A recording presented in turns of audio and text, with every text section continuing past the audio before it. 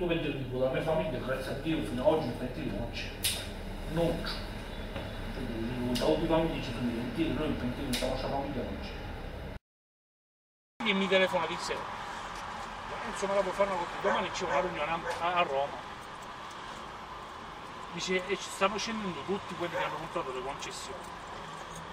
Dice, mi ha chiesto una cortesia se puoi salire tu con qualcuno. Ma senti una cosa, ci sono altre persone, nel senso... Dice, no, ci sono quelli là delle concessioni. Io chiamo un cugino mio che era vicino sul posto e lo faccio scendere per il sì e per il no. Dall'avvocato.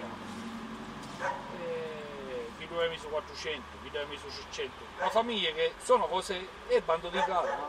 Perché hanno fatto un'indagine per questa cosa. Sa che corrono mita, gianga. Fanno, costruiscono, sistemano, cercano di fare attività. Hanno eliminato del tutto il vizio. Il primo che chiede il pizzo lo ammazzano loro. Perché dice ci stiamo rovinando da soli. Non esiste più l'antica addio vizio. Sarà qualche clan a Palermo, ma qui non esiste più. Vi posso garantire che non esiste più.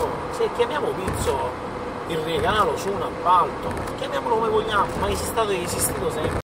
Diciamo, nell'intercettazione si capisce che Romeo parla di Raffaele Cucinotta. Ma dove sta scritto?